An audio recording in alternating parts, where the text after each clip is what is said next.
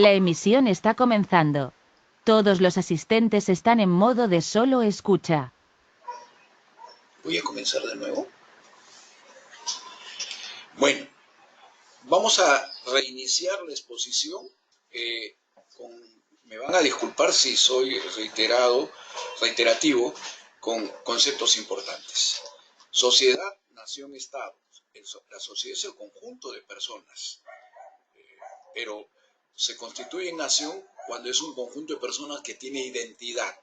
La identidad puede darse por la raza, puede darse por incluso la religión, puede darse por cultura, antecedentes comunes, etc. Pero la nación es el conjunto de personas, la población que tiene identidad, se siente identificada. Esa población, que es la nación, cuando se asienta en un territorio, ¿no?, designa un gobierno, elige un gobierno y aprueba una norma de convivencia, se constituye en Estado. Estado entonces es nación, territorio, gobierno y constitución o norma de convivencia. Entonces, ahí tenemos una idea clara de la relación entre Estado y gobierno, ¿no? El gobierno es el elemento directriz del Estado. Y cuando hablamos de reforma del Estado, quiero precisar de distinguirlo de modernización del Estado. Para mí, la reforma del Estado es cuando modificamos la Constitución. Y modernización es cuando hacemos cambios de simplificación, mejora, sin tocar la Constitución. ¿De acuerdo? Por ejemplo, si yo reduzco el número de ministerios, estoy modernizando, porque en la Constitución no dice cuántos ministerios hay. Dice que hay ministros, ministerios, pero no dice cuántos. El número de ministerios será pues un problema de modernizar, ¿no? Simplificar la acción de gobierno de repente, ¿no? Muy bien. Igual, si la reforma del Estado toca los aspectos que están en la Constitución, por ejemplo, la bicameralidad. En la Constitución del 79 teníamos el Senado. En la Constitución del 93 hay un solo elemento en el poder legislativo, ¿no es cierto? Lo que llamaríamos Cámara Única. Ahí se reformó el Estado.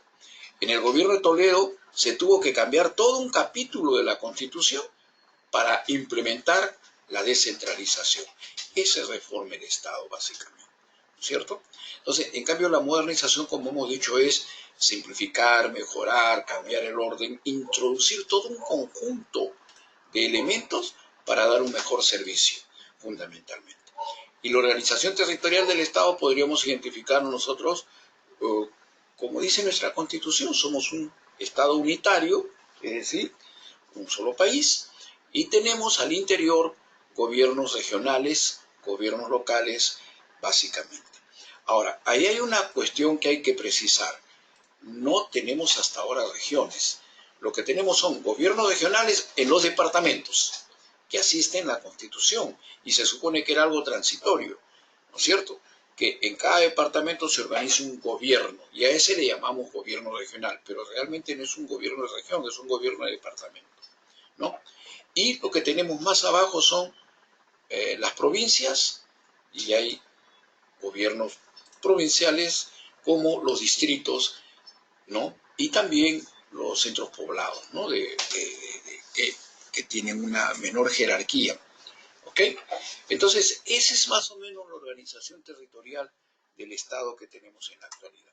¿Cómo hago para que siga? Acá no me obedece.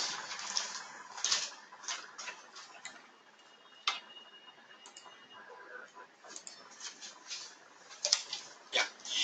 Ahí hay un gráfico en el cual estamos precisando lo que hemos señalado. Los elementos constitutivos son la población, que viene a ser la nación, ¿no? Población que tiene identidad, que ocupa un territorio como lo vemos aquí, y que elige un gobierno, pero se asienta fundamentalmente en un orden jurídico. ¿Qué quiere decir el orden jurídico? La norma de convivencia, fundamentalmente. ¿Y cuáles son las tareas del Estado? ¿No? Porque si no hubiera un Estado, no hubiera un gobierno, pues esto sería la ley de la selva. Cada quien haría lo que le da la gana, se defiende como puede, ataca como puede a los demás, etcétera, ¿no? Pero la tarea del Estado fundamental es establecer un Estado de Derecho, como está más abajo, ¿no es cierto? ¿Qué quiere decir un Estado de Derecho? Un Estado donde impere la ley y los ciudadanos vamos a vivir en conjunto, respetando la ley como pauta fundamental de convivencia. Bueno, ¿cuáles son las tareas del Estado? Mantener la estabilidad política y la paz, ¿no? La estabilidad quiere decir la tranquilidad, que no haya alteraciones, que podamos nosotros vivir en paz y construir nuestra vida en paz, hacer empresa, educarnos, etcétera, ¿no? Y otra tarea del Estado es la estabilización macroeconómica y promoción de inversiones. Este es importante porque ya veíamos nosotros que en el primer gobierno del presidente García la estabilización macroeconómica no fue. Fue todo un desorden de tal magnitud que tuvimos pues inflaciones, digamos, increíblemente altas que hacían que la gente pues saliera desesperado a comprar las cosas porque al día siguiente estaban duplicándose en precio, por ejemplo, la leche, los alimentos, etcétera, ¿no? Todo un desorden. ¿Por qué? Porque la inflación, la devaluación se comían nuestros dineros, nuestros recursos. A pesar que en esa época éramos millonarios, pues porque nos pagaban en índice, ¿no? Creo que nos pagaban 5 millones, 6 millones, pero no servía para nada, porque a la hora que uno iba a comprar eso no tenía sentido. Entonces, una de las tareas que se asigna al Estado moderno es que mantenga la estabilización macroeconómica. Y eso fundamentalmente es un papel que le ha correspondido al Banco de Reserva, al moderno Banco de Reserva que surge pues a fines del siglo pasado y comienzo de este siglo, ¿no? El Banco Central de Reserva trata de controlar los elementos económicos para que no haya pues devaluaciones, para que el gobierno no comience a hacer obra imprimiendo billetes o endeudándose en demasía, ¿no es cierto? Entonces, la idea es de que el gobierno deba vivir con lo que recauda, ¿no es cierto? Y fundamentalmente que todas las inversiones económicas deben estar sustentadas y que el Estado mismo debe tener reservas para poder paliar cualquier situación de crisis.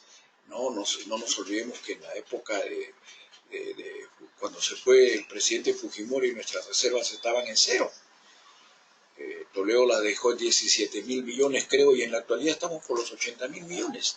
Son reservas que nos permitirían paliar situaciones de crisis ante eventos catastróficos de la naturaleza, por ejemplo, ¿no?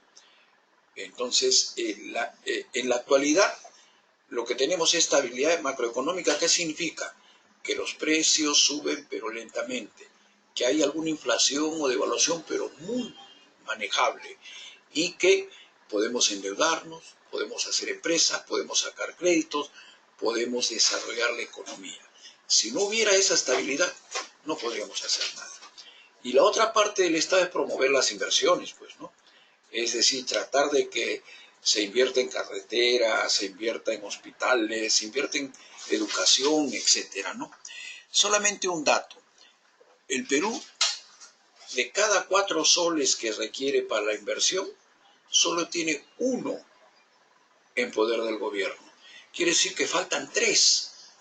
Y esos 3 tienen que venir de la inversión privada. Entonces, cuando hablamos de promoción de inversiones, es el Estado invierte, pero también promueve que la inversión privada invierta, ¿no es cierto? La inversión privada no es mala. Son malos quienes se coluden para robar al Estado, ¿no es cierto? Y eso pasa por algo que debemos comenzar a enseñar en todo lugar. Hay que amar a nuestro país. Hay países en los cuales tengo hasta envidia, porque su población ama a su país, defiende a su país. Si nosotros amamos a nuestro país, sería la mejor manera de combatir la corrupción. Porque ¿quién es el corrupto? El que no ama a su país, el que busca provecho personal y no le interesa. Sí, la población sufre, la población se enferma, la población no tiene recursos. Entonces, el Estado tiene que promover la inversión. También asegurar servicios básicos, principalmente a los ciudadanos de menores recursos. Por ejemplo, agua, desagüe, educación, salud. Ahí viene, por ejemplo, el hecho de que hace poco el gobierno ha ampliado el SIS. Yo sé que el SIS necesita mucho que mejorar, pero el SIS, el Sistema Integrado de Salud, busca un principio, que es que todos en el Perú tengan algún seguro, lo que llamas aseguramiento universal, porque no hay peor cosa que empobrezca a una familia cuando alguien se enferma y no tiene un seguro, porque la familia, por curar al padre, a la madre, al hermano, vende, empeña, se endeuda y llega a niveles de pobreza más adelante. Entonces, tener un seguro, por ejemplo, en salud, es básico para que si por desgracia tenemos una enfermedad, tengamos cómo respaldarnos, fundamentalmente. Bueno, el Estado tiene que asegurar los servicios básicos, realizar inversiones en educación, salud e infraestructura. En estos tres campos, ningún Estado moderno ha dejado de invertir.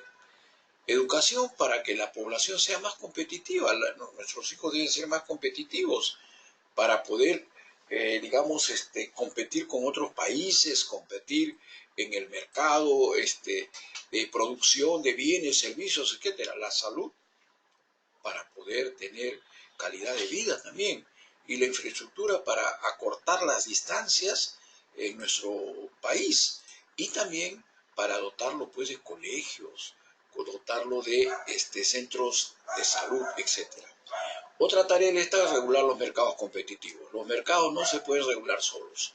Siempre va a haber las tendencias, por ejemplo, al monopolio, ¿no?, al abuso de la posición. El Estado tiene que fijar reglas para evitar monopolios y abuso de posición de dominio, por ejemplo, ¿no? Y un tema que es importante es el rol tuitivo del Estado. Tuitivo quiere decir defensa del débil. El Estado existe para defender al débil, fundamentalmente, ¿no? Y también, por ejemplo, los ministerios de trabajo no defienden ¿cómo se llama?, al empleador, ¿no?, al empresario, defienden al trabajador, porque en la relación entre trabajador y empresario, el más débil es el trabajador. Ese es el rol objetivo, ¿no? Entonces, el Estado tiene que proteger al débil y buscar que haya una redistribución de la riqueza, que la gente acceda a mejores niveles de vida de acuerdo a cómo va creciendo nuestro país. Provisión de bienes públicos y políticas sociales, ¿no?, políticas que vayan en beneficio de la población.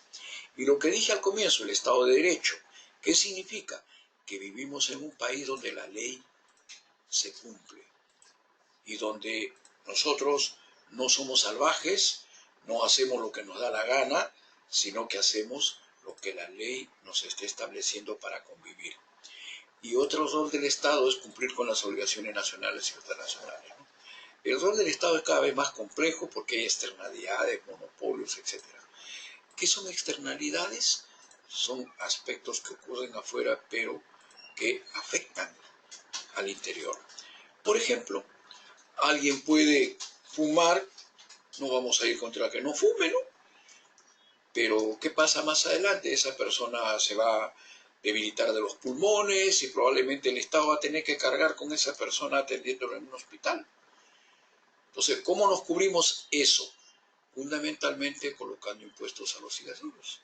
De tal manera que si eso se produce, de una u otra manera ha sido financiado, porque se produce una externalidad.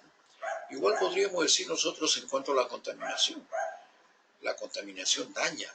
Entonces, ¿cómo podemos controlar eso? A través de considerar una externalidad y penalizarla. Acá en el Perú es cosa rara, ¿no? Quienes pagan impuestos son los que tienen autos nuevos. En otros países como Japón, quienes pagan impuestos son los que tienen autos viejos. De tal manera que si usted tiene un auto los 5 primeros años no paga impuestos, al 6º año paga. Y paga alto. ¿Cuál es la consecuencia?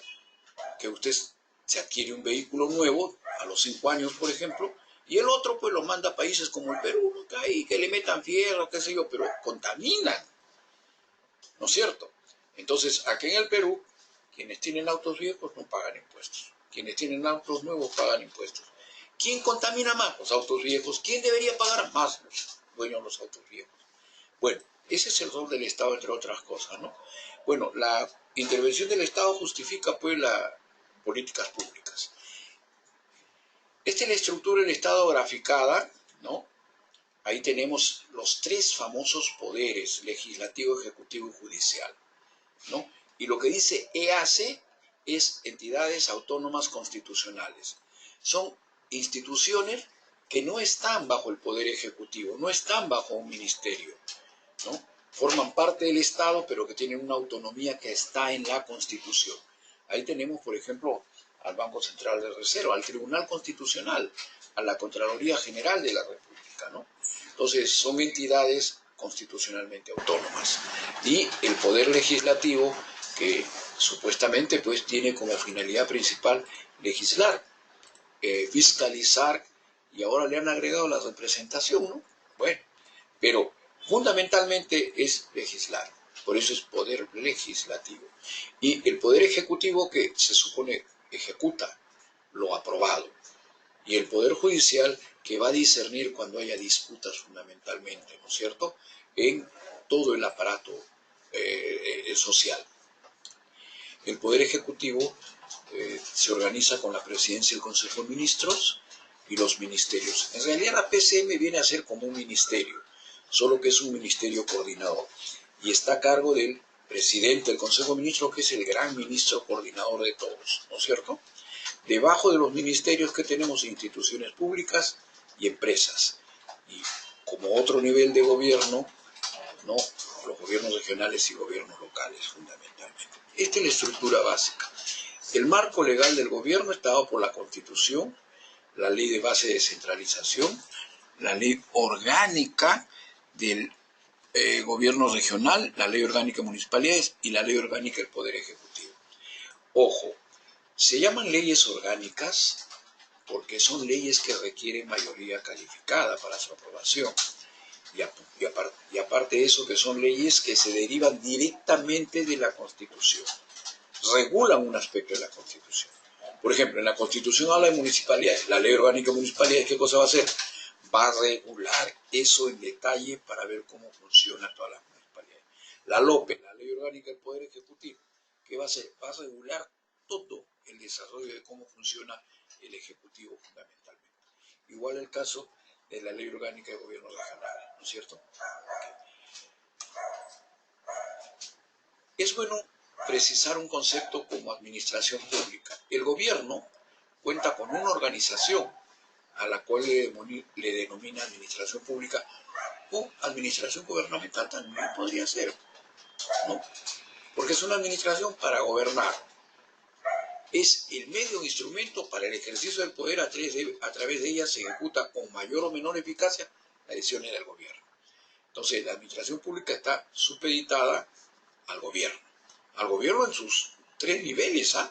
Porque tenemos el gobierno nacional, el poder ejecutivo, pero también tenemos gobiernos regionales y locales. Ahí también hay administración pública y están al servicio del gobierno. Bueno, la administración gubernamental tiene dos tareas fundamentalmente: normar, regular y producir bienes y servicios.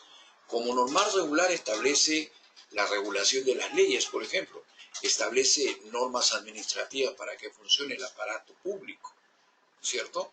Entonces tiene capacidad de regular, normar. Y en la producción produce bienes o servicios, salud, educación, etcétera, todo lo que hace la administración pública. Pero tiene una tercera tarea que a veces pasa no muy advertida, como es la redistribución de la riqueza. La administración pública, a través de las decisiones que toma, de las regulaciones que da, fundamentalmente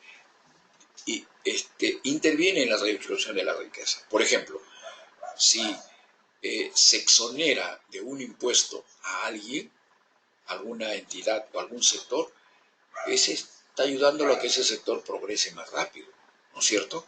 Igual, si nosotros decimos que la tributación debe servir también para aliviar la pobreza y por lo tanto hay subsidios cruzados que pagan los que tienen más a favor de los que tienen menos, es también una redistribución de la riqueza. Toda la política tributaria en realidad busca redistribuir la riqueza, fundamentalmente. Entonces, esas son las tareas que tiene la administración pública.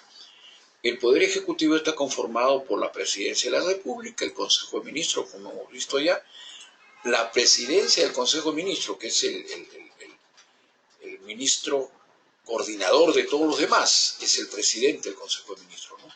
Y los ministerios. Los ministerios son reparticiones, son personas jurídicas. Y ahí, por favor, bien clarito, ¿eh? El sector no es una persona jurídica. El sector, vamos a ver que es una forma de organizar el gobierno. Entonces, podemos dividir, a ver, sector educación, sector salud, sector vivienda. Son campos de gobierno. Pero, ¿qué cosa tiene al centro? Tiene una entidad pública que se llama ministerio.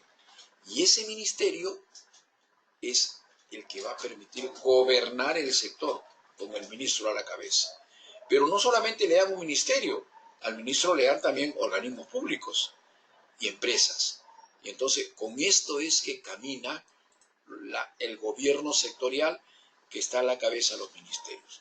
Bueno, hay comisiones y entidades administradoras de fondos intangibles de la seguridad social también como parte del Poder Ejecutivo.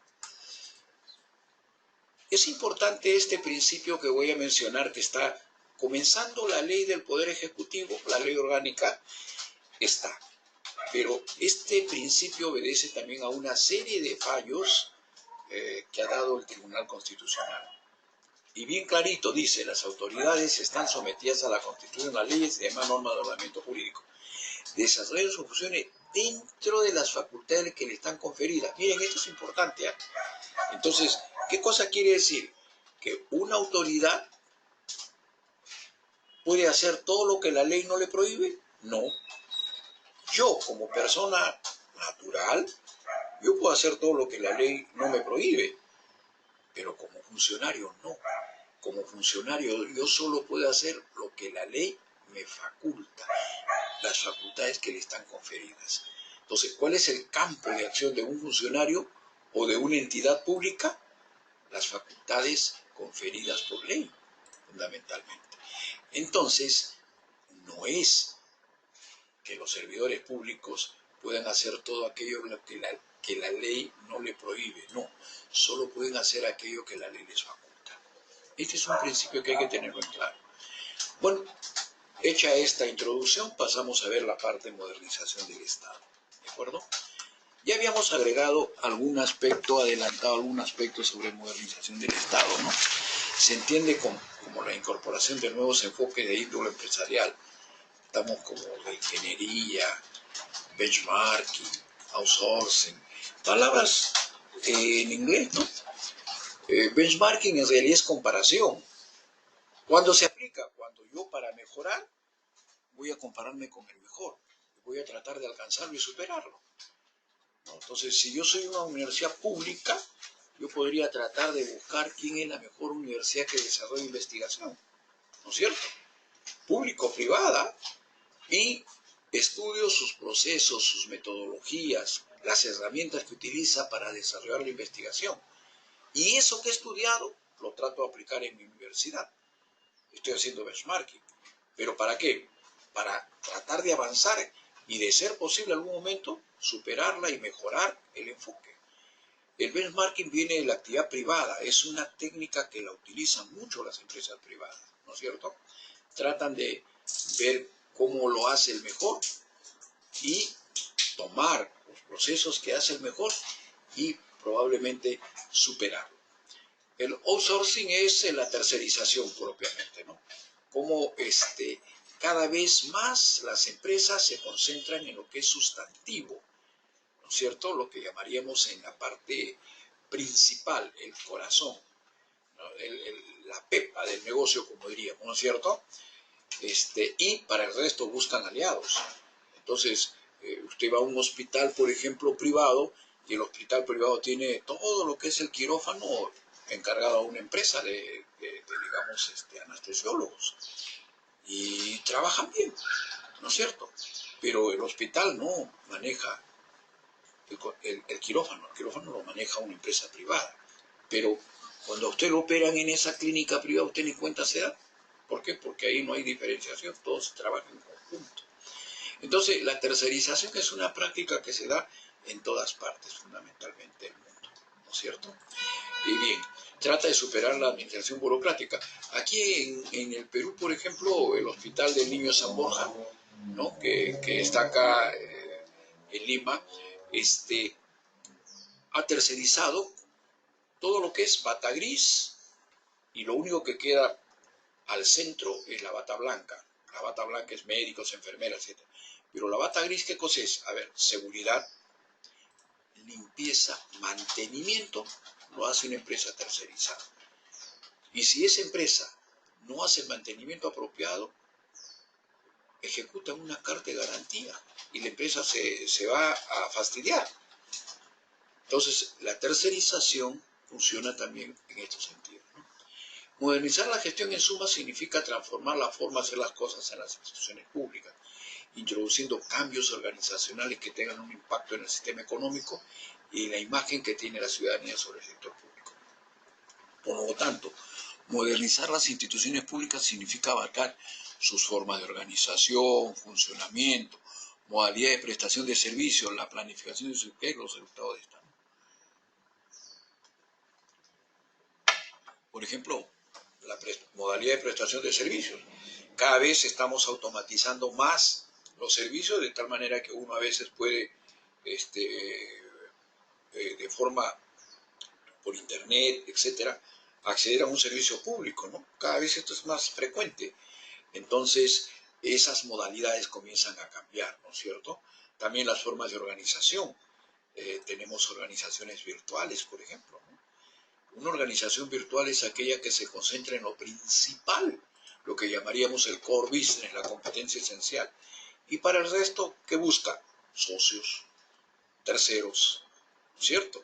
Entonces, esa también es una forma de modalidad de prestación de servicios. Una institución pública que funciona con esta modalidad es CISOL, los hospitales de la Solidaridad de la Municipalidad de Lima. Al interior de CISOL, todos son servicios tercerizados en relación con los médicos o los profesionales de la salud o los farmacéuticos que se han organizado y le venden servicios a la población, ¿no es cierto? Pero el Hospital de la Solidaridad funciona como una totalidad. Es una organización virtual en buena cuenta. Bueno, ese es otro punto. Ahora, el informe de desarrollo mundial del año 97 centrado en el avance de la reforma del Estado, que nosotros consideramos mejor llamar la modernización, ¿no? Parece ser un ejemplo de este juicio. Propone analizar críticamente 4 procesos centrales. Autonomización de los servicios. Si los servicios pueden autonomizarse, incluso pueden competir entre ellos o no. A ver, y ahí viene el segundo, competencia entre ellos, contractualización de sus relaciones, y lo que ahora llamamos gestión por resultados, ¿no? Que en realidad es ponerle indicadores para ver si los cumplen. Y control de quién, de los consumidores o clientes. ¿Quiénes son los que deberían decir si continúa una entidad o no continúa? Los consumidores o clientes. En otros países es así, ¿eh?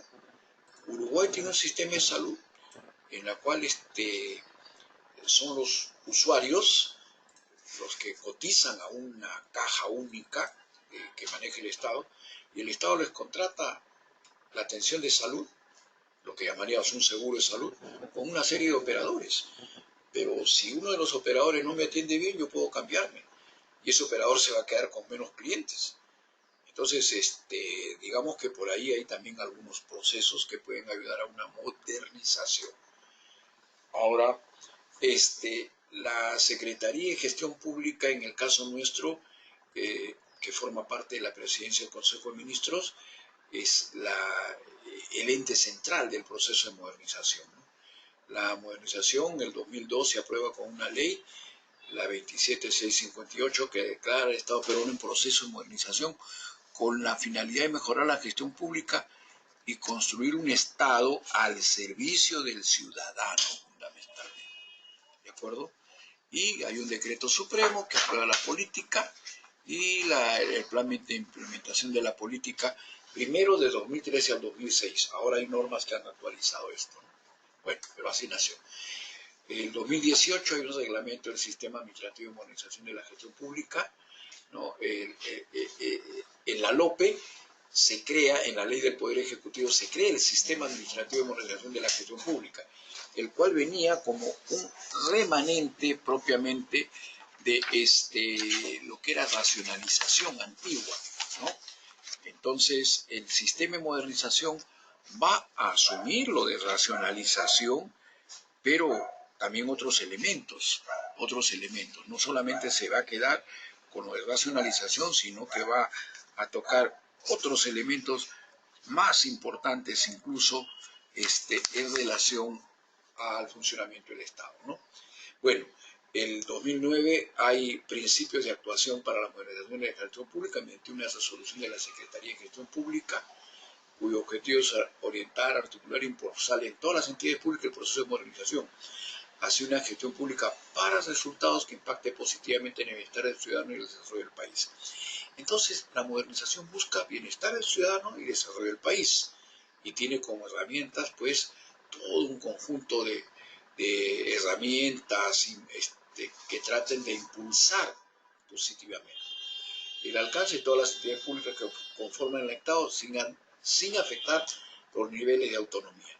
Quiere decir que si bien los gobiernos regionales y gobiernos locales son autónomos, ¿no? Las entidades públicas también, pero eso no quiere decir que no les afecte la ley, pues tienen que ajustarse a la ley. Y el enfoque es gestión por resultados. ¿Qué competencias en materia de modernización de la gestión pública se asignan? Por ejemplo, la presidencia del Consejo de Ministros, competencia en materia de modernización de la gestión pública, ¿no? La PCM es el ministerio responsable de coordinación de políticas nacionales y sectoriales del Poder Ejecutivo. Coordina las relaciones con los demás poderes, los organismos constitucionales, también con los gobiernos regionales y locales y la sociedad civil. Le corresponde al presidente del Consejo de Ministros formular, aprobar y ejecutar las políticas de modernización nacionales, ¿no? Y las relacionadas con la estructura y organización del Estado, así como coordinar y dirigir la modernización del Estado. Bueno, en armonía con esto, por ejemplo, ya se aprobó un decreto supremo también hace no más de 2 años, creo, en la cual se establece criterios modernos para formular las estructuras y el diseño de las entidades estatales, ¿no? El ROC, por ejemplo, tiene criterios relativamente nuevos que lo hacen más flexible. La Secretaría de Gestión Pública, que es un órgano de línea de la PCM, de la Presidencia del Consejo de Ministros, ¿no? Es encargado de coordinar y dirigir el proceso de modernización de la gestión pública. Asimismo, es el ente rector del Sistema Administrativo de la Gestión Pública. Órgano rector quiere decir que es el elemento que puede dar normas, orientaciones y probablemente en algunos casos hasta sancionar o no aprobar algunas cosas que están bajo su férula, bajo su mando. Siendo competente en materia de funcionamiento y organización del Estado, simplificación administrativa, ética, transparencia, participación ciudadana. Son los campos que tiene la Secretaría de Gestión Pública, ¿no? Y aquí tenemos la política de modernización que hasta ahora se viene aplicando, ¿no es cierto? Esta política se basaba en 5 columnas o pilares centrales, ¿no es cierto? La primera columna o pilar es políticas públicas, planes estratégicos operativos. Es decir, que debemos caminar principalmente con políticas públicas. Las políticas públicas son las respuestas que da un gobierno nacional, regional o local a un problema priorizado. Quiere decir que no puede haber políticas públicas para todo, porque no podemos abarcar todo, pero sí podemos tener políticas públicas en problemas priorizados, centrales, a los cuales vamos a atacar. La política pública, como vamos a verlo más adelante, va a implicar planes, presupuesto, normas para implementarlas, ¿no? Y también habla en este primer pilar o columna de planes estratégicos y operativos, ¿no es cierto? El segundo pilar, presupuesto para resultados. El tercero, gestión por procesos, simplificación administrativa y organización institucional. El cuarto, el servicio civil meritocrático. Y el quinto, sistema de información, seguimiento, monitoreo, evaluación y gestión del conocimiento. Hay 3 ejes transversales a estas columnas o pilares, ¿no? Uno es gobierno abierto. ¿Qué significa gobierno abierto? Que toda la información pública es pública y cualquier persona sin expresión de causa puede pedir que le alcancen la información. Las únicas excepciones son aquellas que tengan que ver con la privacidad o la defensa nacional o la seguridad pública, pero el resto de información, en otras palabras, yo podría pedir las actas del gobierno regional, sí, y no tendrían por qué negar pública. Puedo pedir la documentación que ha sustentado una adjudicación de una obra pública, sí, y no tienen por qué negármela, ¿no es cierto? Ya, el otro eje es gobierno electrónico, que significa que cada vez más estamos utilizando las tecnologías, los sistemas informáticos, para automatizar procesos. Esta es una tendencia que va a ser con más fuerza este año y el próximo. No nos olvidemos que incluso ya viene la era de 5G, ¿no? La generación 5 ya del desarrollo de la tecnología de celulares, por ejemplo, internet y todo lo demás, que tiene muchísima velocidad, que tiene muchísima mayor amplitud y que nos va a permitir acceder a servicios públicos de manera directa, ¿no? Y también el tercer eje transversal es la articulación interinstitucional. ¿Cómo podemos hacer que todas las entidades públicas trabajen en conjunto, articuladas? El gobierno nacional, regional y local en Arequipa o en Piura trabaja en conjunto, no cada uno por su lado. ¿Cómo podemos hacer que el Ministerio de Salud, Educación y el MIDIS trabajen en conjunto atendiendo al niño, por ejemplo? Porque al niño no lo podemos partir en sectores. A ver, este brazo es de salud, este brazo es de educación, no se puede. El niño es una unidad y sobre esa unidad cae la acción de educación, la acción de salud, pero también la de protección de poblaciones vulnerables, ¿no? ¿Hay alguna pregunta? A ver, ¿cómo proceder en caso de que me nieguen acceso a la información pública? Me están haciendo una pregunta, bienvenida. Bueno, lo primero es que usted tiene que pedirlo por escrito, así de simple, y la entidad tiene la obligación de atenderlo en 15 días. Miren, el hecho de no atenderlo podría traer connotaciones penales, ¿eh? En otras palabras, delito, en la cual pueden incurrir. ¿Quién es el responsable de de manejar el aspecto de la información pública? El secretario general o el gerente general en el caso de un gobierno regional. Es la autoridad responsable. Él tiene que asegurar que funcione el acceso a la información pública. Entonces, lo que usted tiene que hacer es pedirlo por escrito, para comenzar, ¿no es cierto? Y en caso que no le estén cumpliendo, pues mandar una copia al órgano de control para que el órgano de control actúe y se procese la sanción. Ok, vamos a continuar entonces. Bueno, aquí hemos desarrollado los pilares, pues, ¿no? Políticas públicas, planes estratégicos, planeamiento de desarrollo concertado, por ejemplo, planeamiento estratégico institucional y planeamiento operativo. Bueno, ahí tienen para leer lo que estamos hablando, pero voy a decir algo muy importante. A ver, en el ámbito de la organización, ¿cómo se combate la burocracia excesiva? Alguien hace auditorías, encuestas de satisfacción al cliente.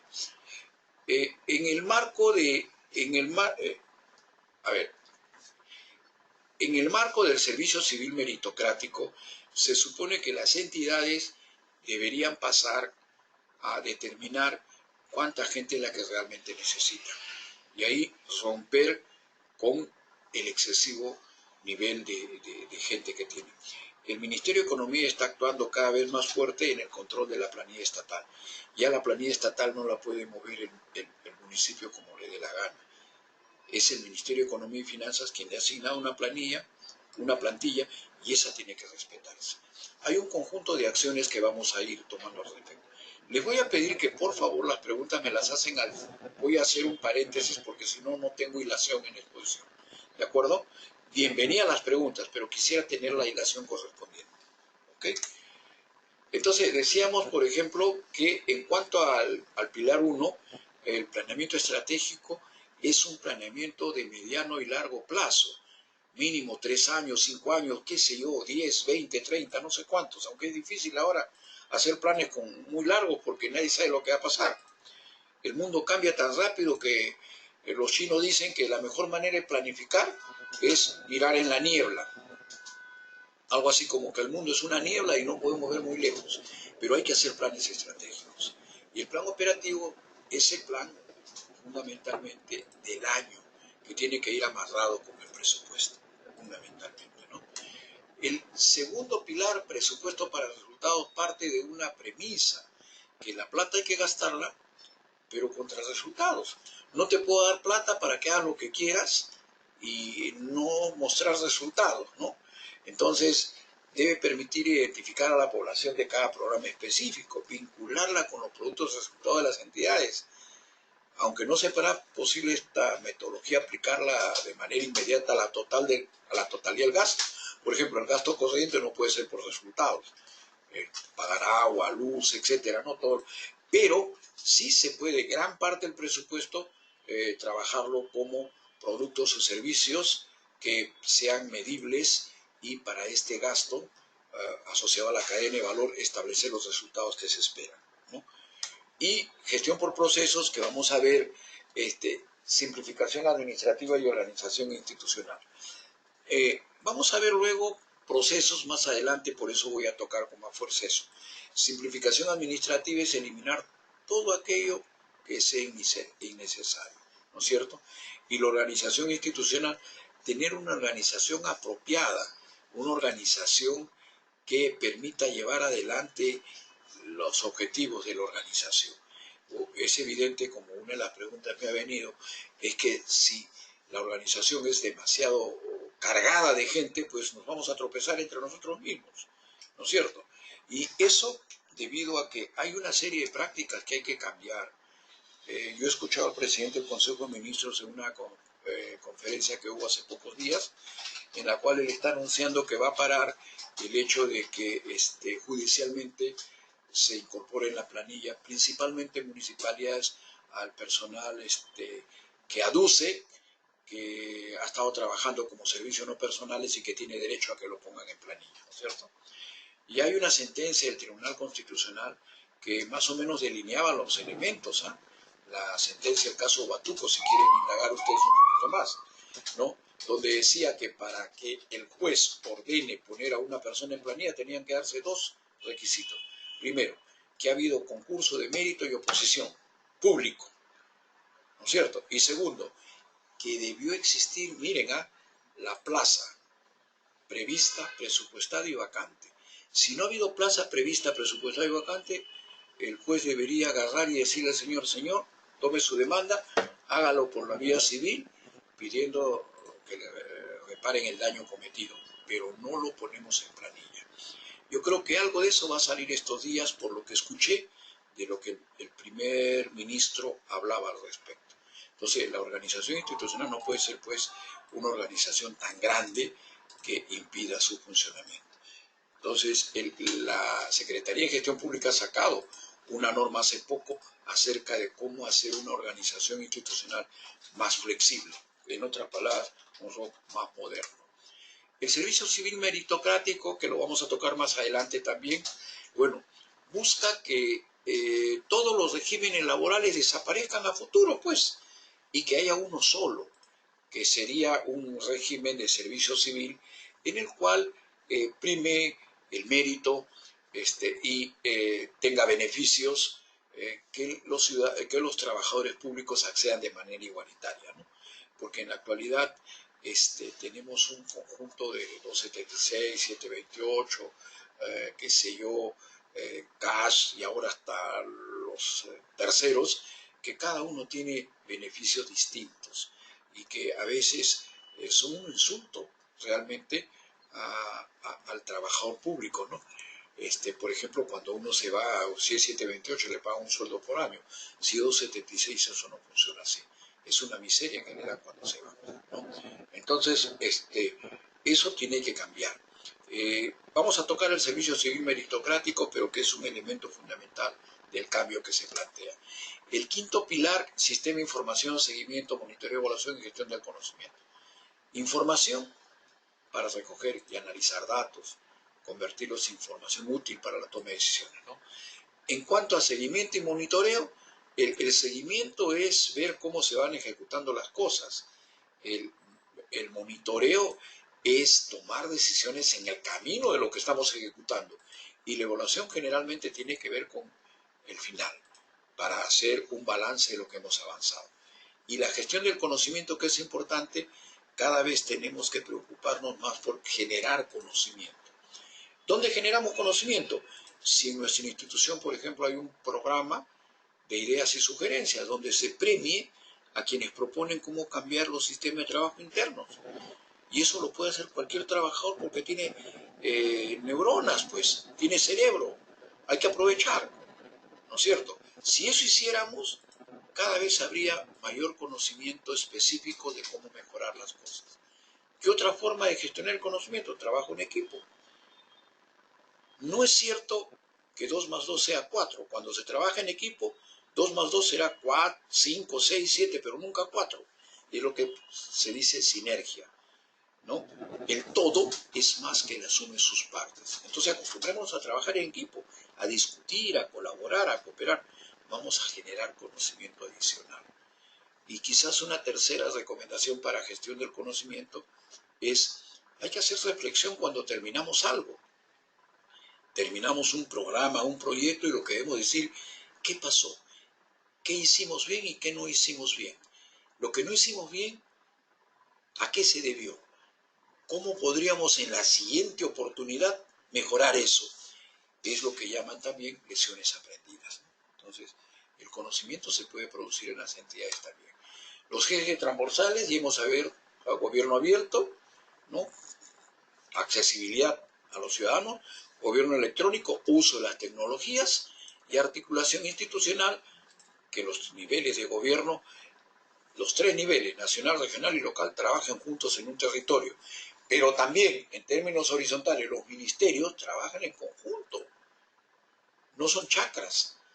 El niño no lo puedes partir. Al niño hay que darle educación, salud, alimentación, pero es uno solo la persona. Entonces, estos son, y ahí tenemos algo sobre el famoso derecho a la información, ¿no? La ley marco de modernización de la gestión del Estado estipula que el sistema administrativo de modernización de la gestión pública tiene por finalidad velar por la calidad de la prestación de los bienes y servicios. El decreto 022 señala que la Secretaría de Gestión Pública es el órgano en línea responsable de gestionar la implementación de programas, proyectos u otros mecanismos destinados a mejorar la atención al ciudadano en coordinación con las entidades públicas o privadas, según corresponda, así como realizar acciones orientadas a promover la cultura de mejor atención al servicio ciudadano y procesos de mejora continua. Por si acaso, hace pocos días el presidente Vizcarra ha sacado una norma en la cual se está reformulando todo el asunto del libro de reclamaciones, ¿no? Estableciendo plazos más perentorios, estableciendo mecanismos que aseguren que las personas, si se quejan, si establecen un reclamo, deben ser atendidos fundamentalmente. Es una lástima, ¿no? Porque en el Perú siempre somos punitivos, reclamaciones, pero para mí me gustaría que ese libro no se llame libro de reclamaciones, sino libro de reclamaciones y agradecimientos. A ver, si atendemos bien a la gente, ¿no merecemos que vayan a un libro y nos agradezcan? O no ponga agradecimiento, libro de reclamaciones y reconocimiento, no sería. Pero tenemos pues una cultura bien especial orientada a lo que son la parte punitiva principalmente, ¿no es cierto? Punitiva. ¿Ok? Este es el decreto que les estoy hablando. En la actualidad resultaba necesario, dice el decreto, establecer un nuevo enfoque para el libro de reclamaciones en la entidad pública, por lo cual hay necesidad de un nuevo régimen, ¿no? Que sustituya al anterior.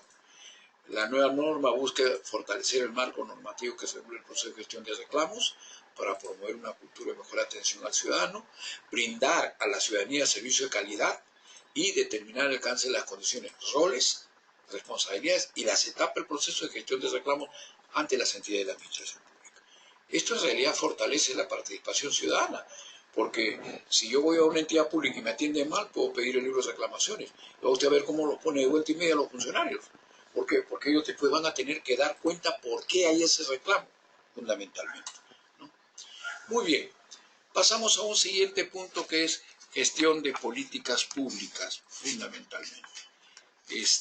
Vamos a ver qué es una política pública y cómo podemos manejar este asunto con tranquilidad.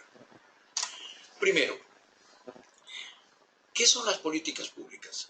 Son las respuestas que el Estado o poder público otorga la necesidad de los gobernados. ¿En forma de qué? De normas, instituciones, prestaciones, bienes públicos, servicios.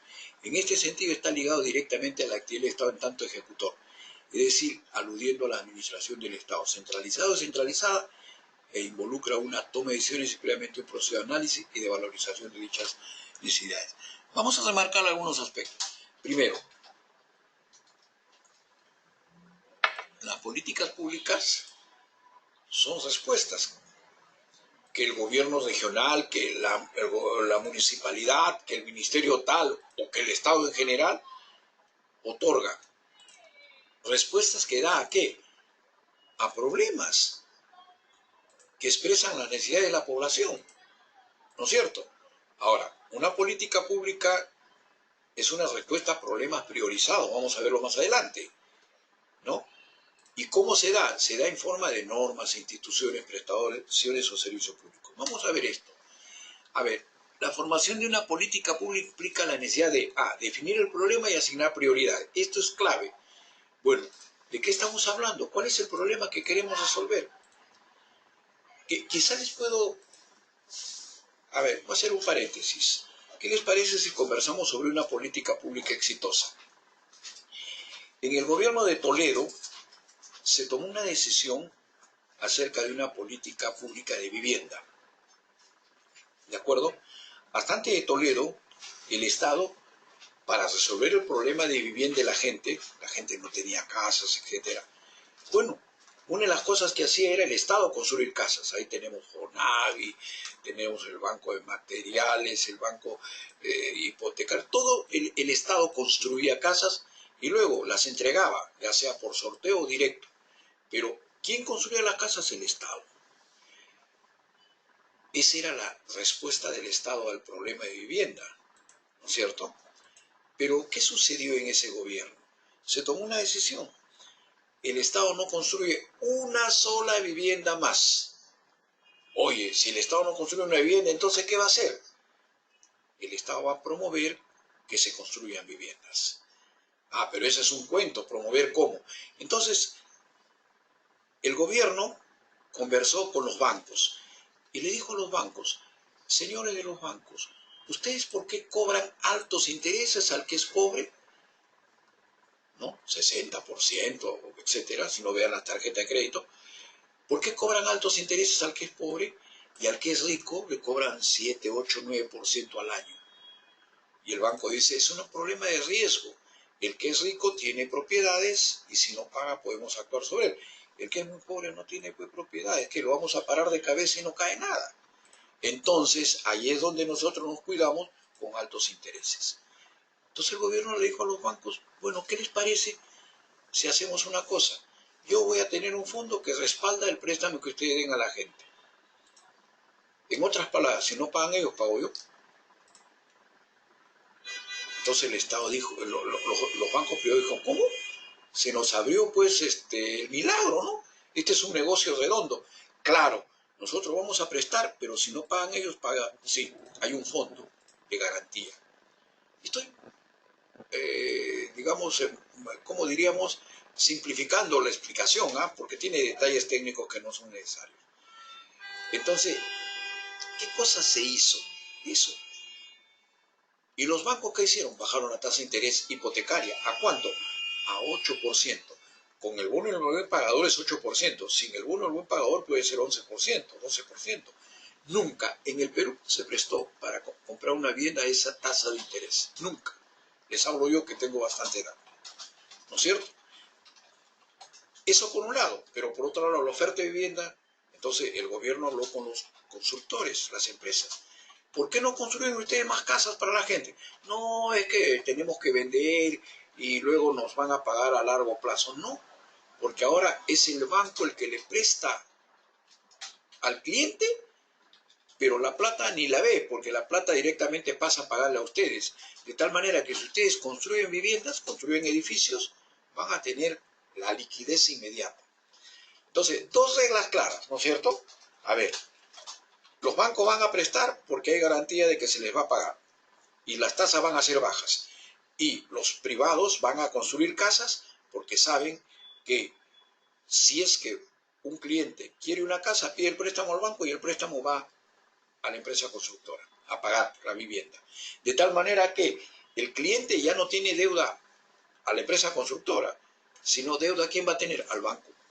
Y mucho más cuando esa propiedad incluso está hipotecada, así que el banco tiene doble seguro.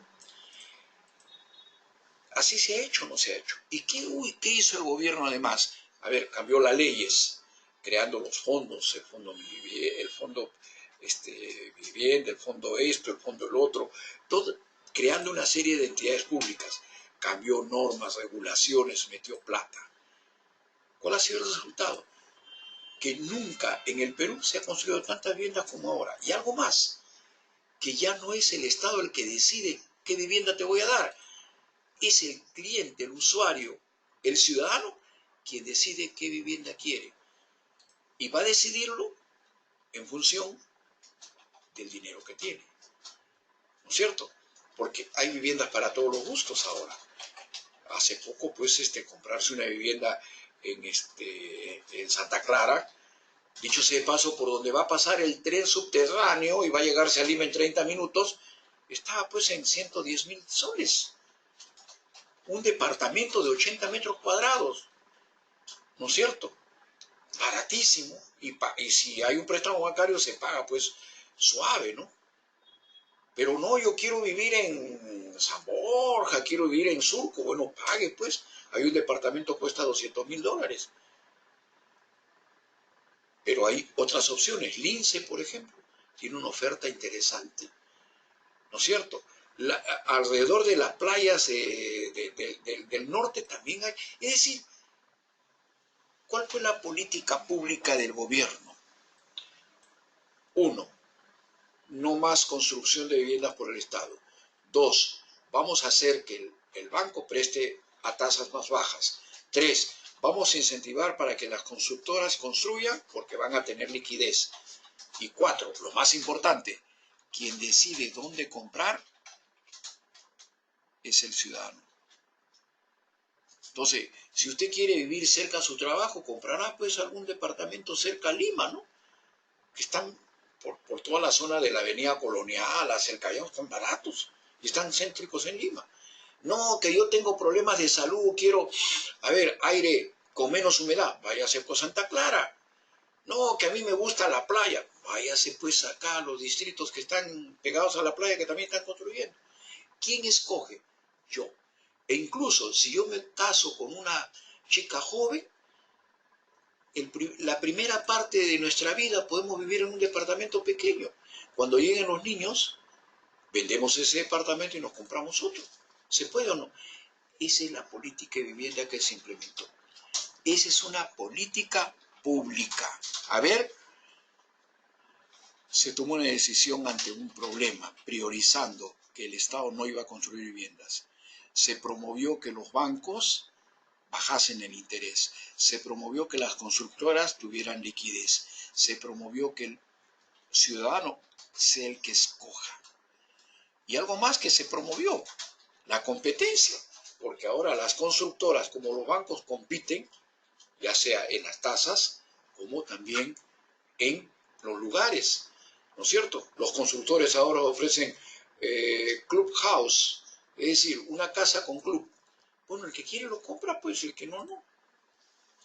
Termino porque esta parte es simple. Lo demás es letra, señores. Es claro que comprendan una política pública. Otra política pública que gracias a Dios va pasando por varios gobiernos es el SIS. El SIS es una política que responde al problema.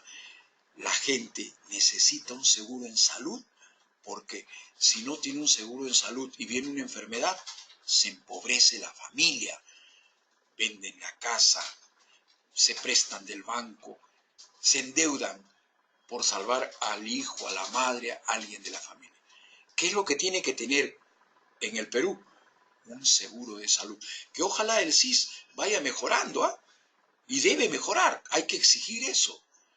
Pero ¿cuál es la idea? Que nadie en el Perú deje de tener un seguro en salud. Eso se llama aseguramiento universal. Eso comenzó, si no me equivoco, en la época de García. Ha seguido con la etapa de Humala, que fue el que más plata le metió.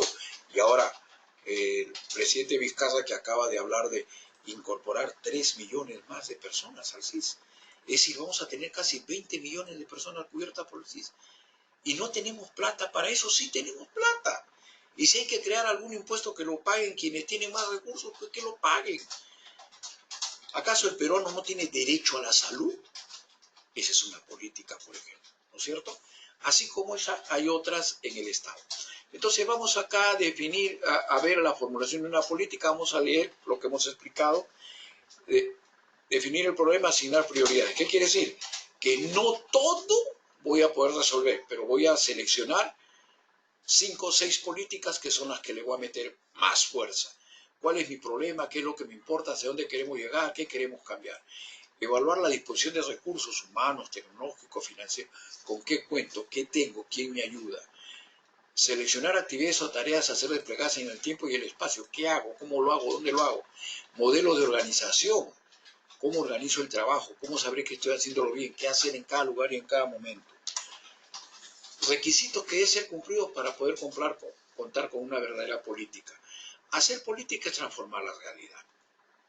¿Una municipalidad puede tener una política pública? Sí. San Borja tiene una política pública en salud que no choca con el Ministerio de Salud.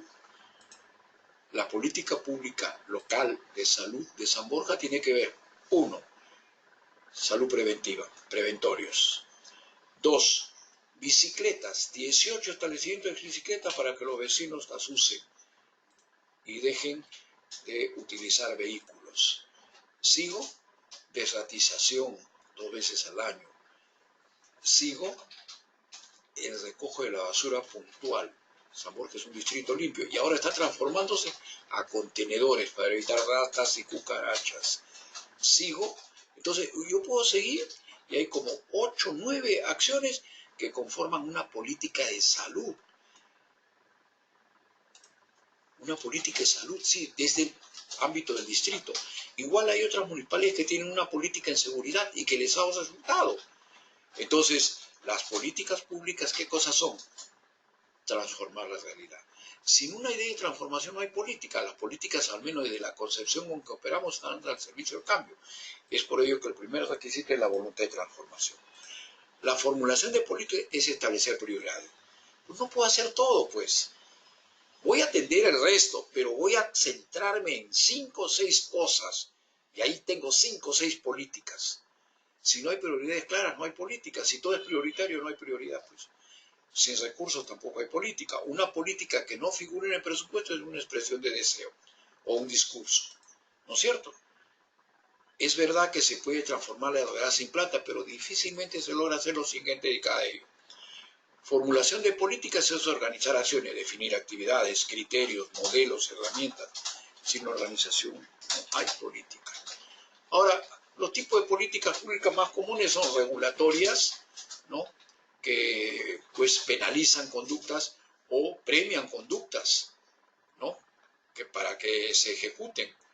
Por ejemplo, la carrera pública magisterial. ¿Asciende quién? Los que tienen ciertos requisitos. Por ejemplo, estudios, formación, título, por ejemplo, ¿no? Las normas para los funcionamiento de centros educativos también. La regulación ante las órdenes de universidades regulatorias. Por ejemplo, todo lo que está sucediendo con SUNEDU. Es una política regulatoria. Señores universidades, ustedes van a funcionar siempre y cuando cumplan estos requisitos de calidad. Si no lo cumplen, las cerramos. Pues están cerrando ya. Son políticas públicas.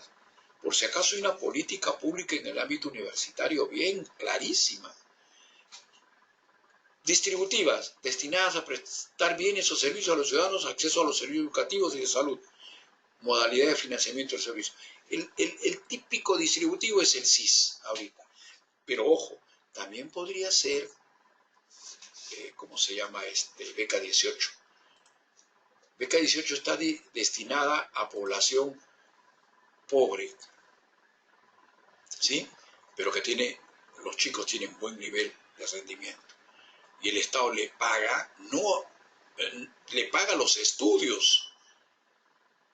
Y las redistributivas son que se recauda de unos para favorecer a otros. Por ejemplo, creo que en el recibo de agua, ¿no?, Si yo consumo mucha agua, cada vez el metro cúbico de agua cuesta más. Si yo consumo hasta 20 metros cúbicos, el metro cúbico es baratísimo. ¿A quién estoy favoreciendo? A la gente pobre que no consume tanta agua. ¿Quién está pagando? El que tiene piscina, pues. O el que use el agua como loco. Bueno, si quiere usarla, que pague. Bueno. Y políticas constituyentes son aquellas que modifican la organización del Estado. El caso más claro, la descentralización. ¿Ok? Algunas tipologías a partir del marco normativo: política de Estado, política de gobierno, políticas sectoriales.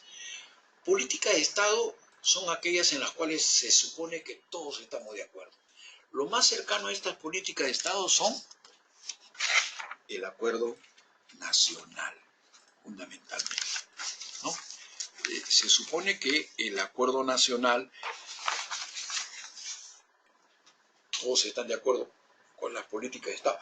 Para mi gusto son demasiadas, son como 34 políticas de Estado. Para mí no deberían ser más de 6, 7 las políticas de Estado. ¿Y por qué? Porque se supone que todos están de acuerdo. El partido verde, morado, rojo, amarillo, quien venga, va a cumplirlas. ¿No es cierto? Por ejemplo, una política de Estado que está en el acuerdo nacional es que el Estado debe ir incrementando su presupuesto en educación. Cuando se dio la política, el 2% del PBI era para educación. En la actualidad, creo que Humala lo deja en el 4.5 y el gobierno actual está llegando a más del 5. La idea es que lleguemos a más de 6%. ¿Para qué? Para poder de verdad invertir en educación. ¿No es cierto? Ahora, cada gobierno ve cómo se gasta eso. Esa ya es una política de gobierno. ¿No es cierto? El gobierno de Humala, por ejemplo, parte de estos ingresos de educación los ha destinado ¿a qué? A beca 18. Pero beca 18 es parte de una política de gobierno, que gracias a Dios parece que va a continuar, ¿no es cierto?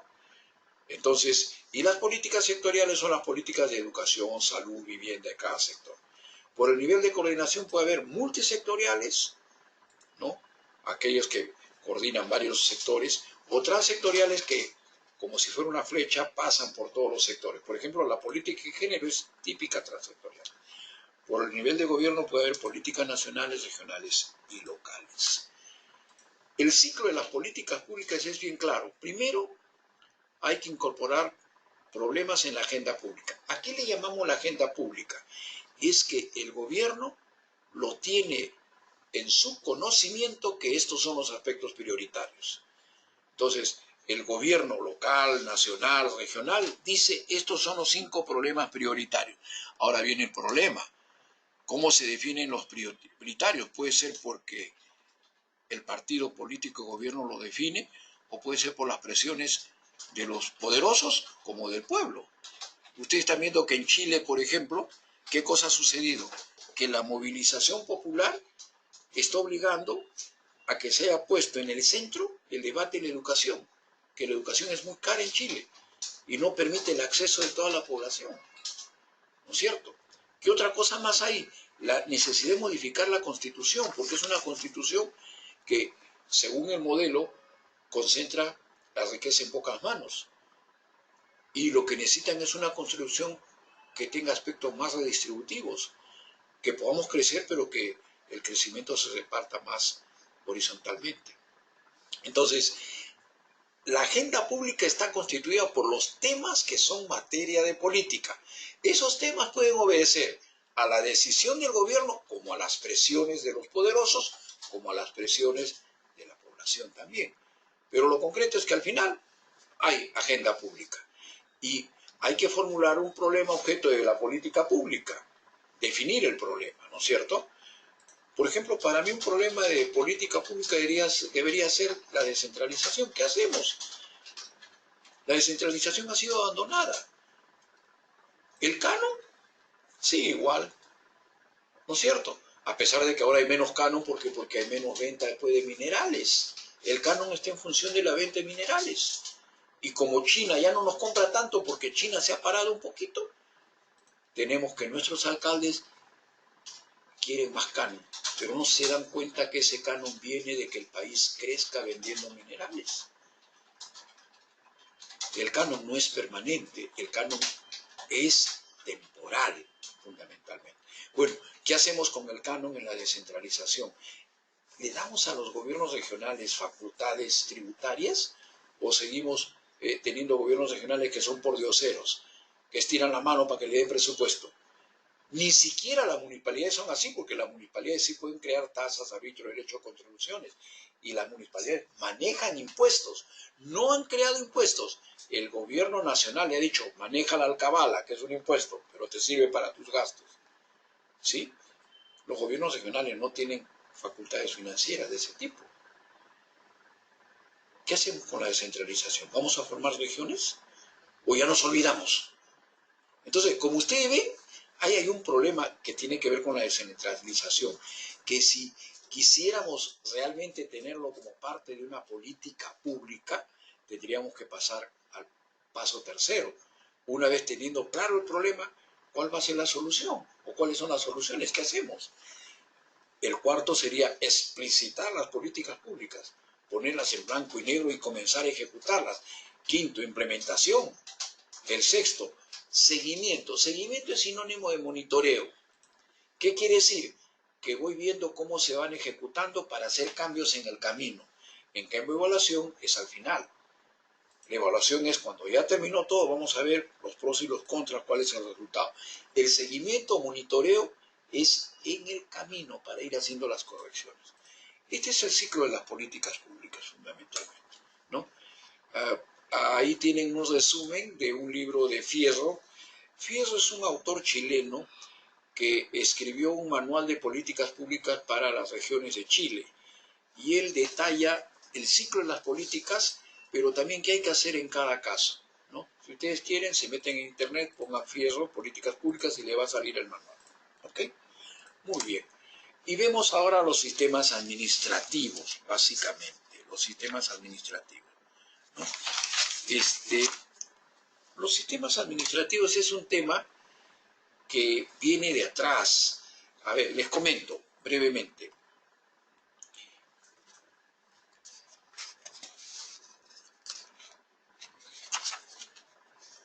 Los sistemas administrativos en realidad funcionan en el Perú, porque en todos los países no funciona este tema de sistemas administrativos, ¿no? Por ejemplo, en gran parte de los países existe la Contraloría General, pero en algunos países no hay sistema nacional de control. En cambio, nosotros tenemos el Sistema Nacional de Control y la Contraloría como cabeza del sistema, ¿no? Como órgano central del sistema. Incluso cuando nace la Contraloría no nace como sistema. La Contraloría nace en 1929 en el gobierno de Leguía, con un decreto supremo que inmediatamente el Congreso lo convierte en ley. Y entonces en 1930 propiamente la ley establece la Contraloría. Pero la Contraloría que nació en esa etapa pues era una Contraloría distinta, tenía que ver con presupuesto, tenía que ver con contabilidad, con tesorería, con esos aspectos, ¿no? La Contraloría moderna se va a modernizar por los años 70, donde ya se crea el Sistema Nacional de Control. Pero antes, el año 62, creo, con la Junta del INDRE, el gobierno militar, se aprueba una ley, la ley del Sistema Nacional de Planificación. Miren, Sistema Nacional, por primera vez con apellido y nombre. Y la cabeza del Sistema Nacional era el Instituto Nacional de Planificación, ¿no? Época en la cual en el mundo comienza a hablarse de la planificación, porque hasta antes de eso, hablar de planificación era una mala palabra. Quien hablaba de planificación era comunista, porque decían que solo los países comunistas planificaban pues, y controlaban todo bajo la planificación. Pero en Punta del Este pues comienzan a haber cambios, la época de Belaúnde también cuando viene, ¿no? Y comienza a hablarse del sistema de planificación con mayor fuerza. Pero en concreto, los sistemas se fortalecen en la década del 70, yo diría a fines del 60, de la década del 60, la ley de ministerios y luego la ley de Ministerio de Hacienda, ¿no?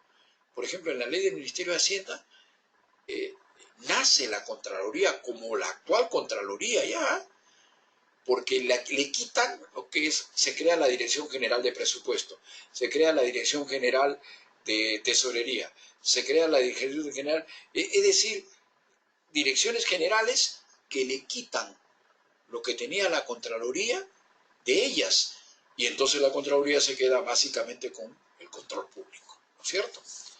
Entonces, estamos hablando de 1968, 69, si no me equivoco. Pero donde se van a formalizar los sistemas es en la década del 70, con la creación del INAP.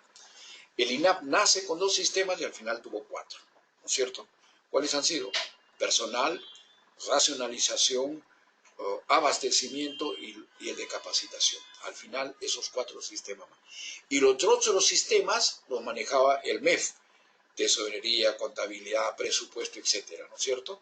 Y siempre control al margen del Poder Ejecutivo, como el Sistema Nacional de Control. Bueno,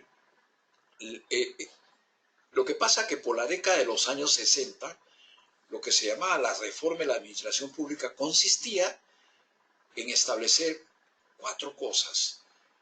La desconcentración, es decir, alargar la mano para que todas las entidades públicas ocupen todo el territorio y den servicios a la población. La descentralización, creando gobiernos regionales, municipalidades, ¿no es cierto? Descentralizados, con elección de su población, de sus autoridades. Pero los otros 2 elementos importantes fueron sectores y sistemas. El concepto de sector no siempre estuvo en el campo público. El concepto de sector es relativamente moderno, de los años 60, ¿no es cierto? El sector, imagínense que el Ministerio de Educación no se llamaba, ¿cómo se llama? Ministerio de Educación Pública. Quiere decir que se encargaba solo de educación pública y no de la privada. En la ley de ministerios del año 67, ¿no es cierto? Del año 67, en la ley de ministerios, 68, perdón, en la ley de ministerios se habla ya de Ministerio de Educación a secas. Y ahí se habla de los sectores. El sector que es un ámbito de gobierno y tiene al centro un ministerio. Entonces, sector no es igual que ministerio. Nadie le ha dado la mano a un sector, nadie lo ha visto a un sector. El sector es una construcción mental de cómo voy a gobernar un campo político. Y al centro tengo a un ministerio y tengo organismos públicos, tengo empresas. ¿De acuerdo? Entonces, ese es el concepto de sector. Pero el concepto de sector es un poquito verticalón, ¿no? El sistema horizontal, el concepto horizontal eran los sistemas. Entonces, a ver, hagamos una idea. En una universidad se contrata personal, se paga personal, sí, ya. En un ministerio maneja personal, sí. En una municipalidad también personal, sí. Toditas estas entidades tienen manejo, contratan personal, etc. Bueno, entonces voy a crear una cabeza que regule esto en todas las entidades, regulación horizontal, el manejo de la función de personal. Y se crea la Dirección Nacional de Personal en el INAP, que ya tenía un antecedente con la OSAP, ¿no? Pero se crea la Dirección Nacional de Personal. Igual el sistema de control. En todas las entidades públicas va a haber un órgano de control, sí va a haber. Entonces la Contraloría va a mandar sobre esos órganos de control de manera funcional, ¿no es cierto? Presupuesto, igual, en todas las entidades se hacen presupuesto, manejan presupuesto, evalúan presupuesto, muy bien, vamos a crear el sistema de presupuesto. Entonces, ese es el concepto de sistemas, conjunto, ahora sí vamos a la lámina, conjunto de principios, normas y procedimientos, técnicas, instrumentos, mediante los cuales se organizan las actividades de la administración pública que requieren ser realizadas por toda o varias entidades del poder del Estado, organismos constitucionales y los niveles de gobierno, y por toda la administración pública. La última manera de mención de los sistemas es en la ley del Poder Ejecutivo, donde repite lo que ya se tenía, ¿no? Pero hace algunas predicciones distintas. Entonces, para comenzar, la LOPE va a distinguir lo que son sistemas funcionales de sistemas administrativos. Siempre hemos hablado de sistemas administrativos, ¿eh? Que son los sistemas de gestión propiamente. Pero los sistemas funcionales es cumplimiento de políticas públicas. A mí me parece que ahí se equivocaron, ¿no? Porque para mí no hay sistema funcional, lo que hay son políticas públicas. Si no, pues creo que la PCM ha identificado como casi 98 sistemas funcionales. Quizás uno que podría ser el más típico para mí es el sistema de focalización, que está en el MIDIS. Hay una Dirección General de Focalización y tiene que ver con los programas de focalización en todo el sector público. ¿Qué es la focalización?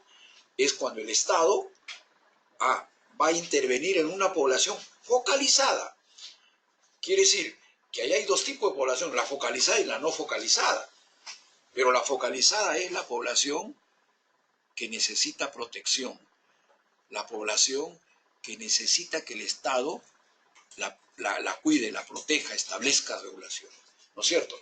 Entonces, una política focalizada no es una política universal, es una política para un grupo, propiamente.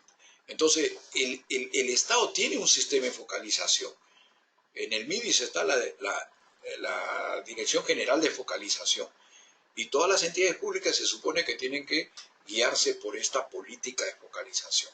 Bueno, hay como 98 sistemas funcionales. Sistemas administrativos son menos, vamos a ver, ¿no? Creo que son 11 formales en la LOPE, pero en la realidad son más, vamos a ver.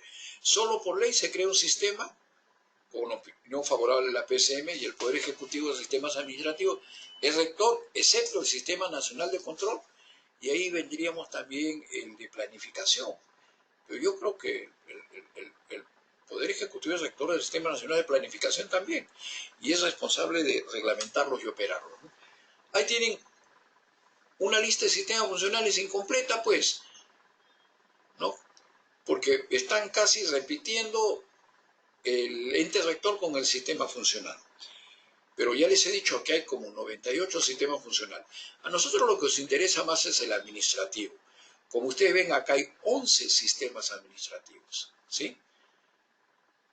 Pero, por ejemplo, ahí no está el Sistema Nacional de Estadística, que tiene ley. Y es Sistema Nacional de Estadística y Sistema Nacional de Informática. Están creados en una ley. Solo que después el Poder Ejecutivo ha insumido, ha jalado al sistema de informática y lo ha convertido pues en lo que ahora es la oficina, ¿cómo se llama? Esta que tiene que ver con la automatización, con el control, con el gobierno electrónico, ¿no? Pero a pesar de que la ha convertido en eso, esa oficina tiene las prerrogativas del Sistema Nacional de Informática que están en una ley. Regula, norma, controla. Bueno, el INEI, Instituto Nacional de Estadística e Informática, bueno, tenía dos sistemas, el sistema de estadística, que ahí está, se ha quedado huérfano solito, su hermano se ha ido, ¿no? Pero tenemos otra entidad que no está acá, el Archivo General de la Nación, que tiene ley. Hay ley del Sistema Nacional de Archivos. Entonces, esta ley, esta norma, la LOPE es incompleta, pues, ¿no? Pero bueno, esos son los sistemas fundamentalmente. Entonces ya sabemos que es un sistema, ya sabemos para qué sirve y ya sabemos que están en todas las entidades públicas.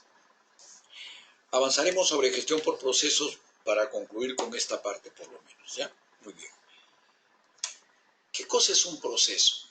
Conjunto de actividades relacionadas de manera lógica que cuando se llevan a cabo utilizan los recursos de la organización para lograr resultados, fundamentalmente, ¿no?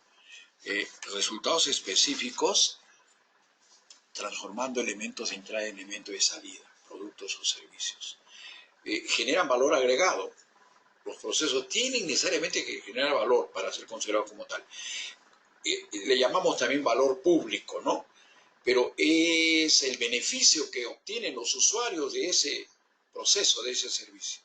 El otro concepto que vamos a utilizar es el dueño del proceso.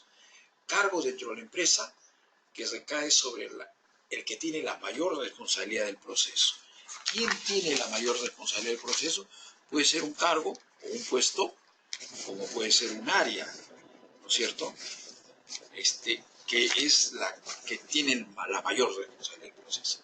¿Cómo surge la gestión por procesos? Permítame, antes de continuar, hacer una disquisición.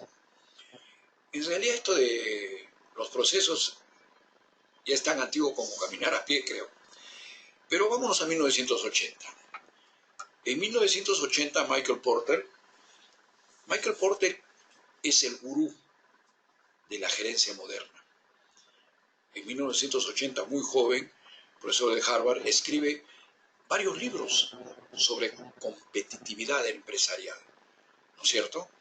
Gran parte de lo que escribió es lo que repetimos como loros en los cursos de gerencia y ahora en el sector público, ¿no? Por ejemplo, eso de valor agregado, problema que él lo trabajó fundamentalmente, ¿no es cierto?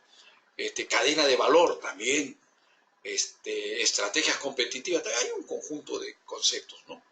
Bueno, pero ¿a qué me voy a Michael Porter? Porque Michael Porter, estudiando la competitividad de las empresas, porque después habló de la competitividad de las naciones también, en el año 90 tiene un libro sobre eso, estudiando la competitividad de las empresas, hace una aseveración muy importante que cambió todo.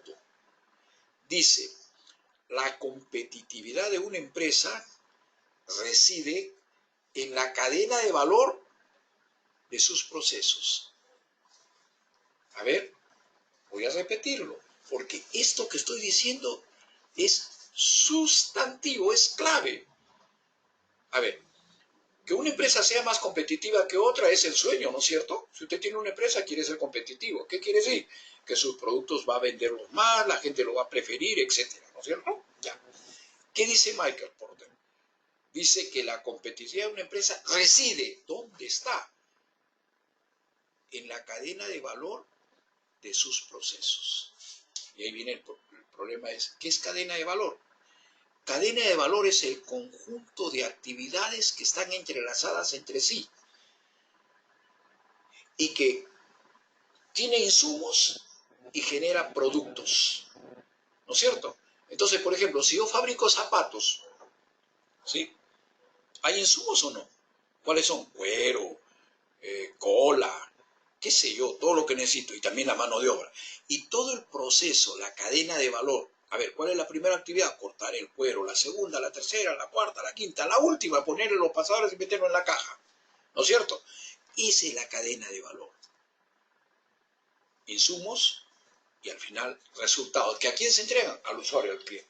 Entonces, cuando Porter dice que esta cadena de valor, este conjunto enlazado de actividades que están dentro de un proceso, ahí viene el concepto. Entonces, la cadena de valor es la parte central de un proceso.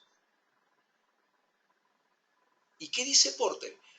Que una empresa es competitiva si tiene una buena cadena de valor que está dentro de sus procesos. La clave de la competitividad reside en la cadena de valor de los procesos de la empresa. ¿De acuerdo? Quiere decir que si yo tengo un proceso de fabricación de zapatos y mi cadena de valor hace que el zapato me cueste producir los 60 soles, ¿a cuánto tengo que venderlo? A 80 para ganar 20. Pero ¿qué pasa si viene la competencia y comienza a venderlo a 55 y de igual o mejor calidad? Oye, un momentito, a mí me cuesta 60, a ti tú lo estás vendiendo a 55. La competencia era claro, porque a mí me cuesta producirlo no 60 como a ti, sino 40. Y tengo 15 de utilidad. Pero ¿por qué a ti te cuesta producir 40? Porque tiene una mejor cadena de valor. ¿Qué ha sucedido? En esas actividades enlazadas he eliminado aquellas que no agregan valor, aquellas que son desperdicio. Ha incorporado tecnología en su cadena de valor. Ha capacitado a la gente que trabaja en su cadena de valor. Es decir, ha hecho todo un conjunto para mejorar la cadena de valor. Por lo tanto, esta cadena de valor tiene un menor costo. Genera mejores productos y resultados. Y entonces convierte a la empresa en competitiva. ¿Está claro? Eso es por lo que ven ustedes acá en este gráfico, ¿no? Las actividades serían la cadena de valor. El proveedor, la materia prima y los insumos que ingresan, ¿no es cierto? Y los productos o servicios que al final van al cliente después de cumplir las actividades. Entonces, ahora sí, la política de modernización de la gestión pública define como proceso una secuencia de actividades que transforman una entrada o insumos, ¿no? Por ejemplo, una solicitud de un bien o un servicio, en una salida, la entrega de un bien o un servicio, añadiéndole valor en cada etapa de la cadena, mejores condiciones de calidad, precios, rapidez, facilidad, comodidad, entre otros. ¿Ok? Y esto va al cliente. Entonces, si usted fabrica pollos a la brasa, ¿puede tener una mejor cadena de valor? Sí. Depende de dónde compra los pollos, depende cuál es la tecnología que utiliza. ¿Usted podría tener un precio competitivo? Sí. Usted fabrica televisores, autos. El problema de las empresas grandes es mejorar su cadena de valor. Y ahí está su competencia, su competitividad. ¿Está claro? Para mí, si hemos explicado bien esto, todo lo demás ya es cáscara. Porque en el fondo, ¿qué cosa es un proceso? Conjunto de actividades que genera una cadena de valor. ¿De acuerdo? Muy bien. Y lo que nos dicen es que es gestión por procesos. Que nosotros normalmente nos hemos organizado verticalmente, de forma funcional. Por ejemplo, el área A, el área B, el área C, ¿no es cierto? Entonces, el área B es la dueña pues, de sus funciones, ¿no? Tiene su chakra. Y no conversa nada con el área B. Y el área C tampoco se mete. Cada una maneja las cosas. ¿Eso no pasa en una municipalidad? A ver, licencia de construcción, ¿es un proceso? Sí. Pasa por varias áreas, sí. Pero hay áreas en las cuales el proceso se detiene. Y lo manejan como su chakra. No dan el informe si no le da la gana. Se demoran lo que quieren. Y el otro área también hace lo mismo. Cada una de ellas hace lo que le da la gana. ¿No es cierto? Entonces, ¿qué cosas nos están diciendo? Que esta organización funcional tiene que cambiar y tenemos que tener idea de que hay procesos. Quiere decir que hay actividades que cruzan transversalmente la organización. ¿No es cierto? Entonces, pongamos con claridad. A ver, el proceso de otorgar licencia de construcción en una entidad es uno solo. No, hay varios áreas que entran en la municipalidad. Los procesos de compra, de logística, ¿son procesos que solo son de un área? No es cierto, porque no es solo de logística. No se olviden que el proceso se inicia cuando un área usuaria hace el pedido, ¿no es cierto? Ahí comienza el proceso. ¿Y esto pasa luego a dónde? Administración. Pero administración luego lo pasa a dónde? A presupuesto para ver si ese pedido que está haciendo tiene dotación presupuestal. Porque si no tiene dotación presupuestal no pueden comprar, ¿no es cierto? Entonces ya está interviniendo el área usuaria, está interviniendo el área de presupuesto.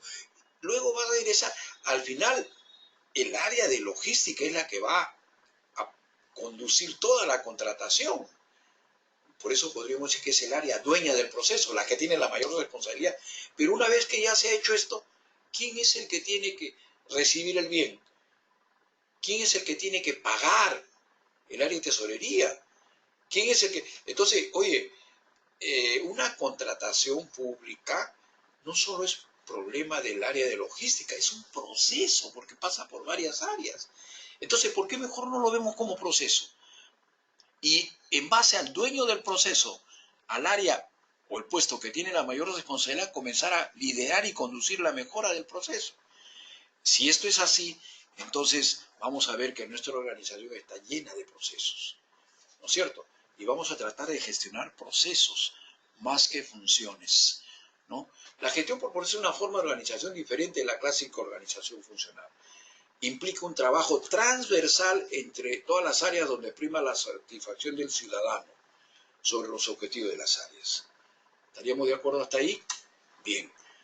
¿Por qué implementar la gestión por procesos? Porque aporta una nueva visión, promueve unas herramientas que se pueden mejorar y rediseñar el flujo de trabajo para hacerlo más eficiente y adaptado a las necesidades de los ciudadanos. La organización funcional de crecimiento de los ciudadanos, el área 1 pasa al área 2, el área 3, el área 4, el área 5 y ciudadanos insatisfechos. En cambio, si lo organizamos por procesos, el proceso A, hay el proceso B, el proceso D, el proceso C y los ciudadanos satisfechos. Una rápida atención de todo el proceso, no más que de las funciones. ¿Cuáles son los elementos de un proceso? Vamos a ver esto con mayor detalle. Por ejemplo, la entrada. Ustedes van a encontrar que cuando hablamos de procesos siempre vamos a hablar de 5 cosas, ¿ya? Que más adelante vamos a ver que lo usamos como CIPOC, ¿de acuerdo?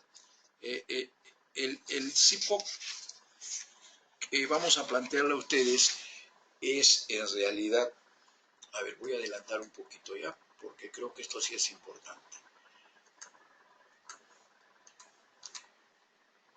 Ahí está. El CIPOC es un diagrama que nos permite analizar los procesos de forma detallada, ¿no?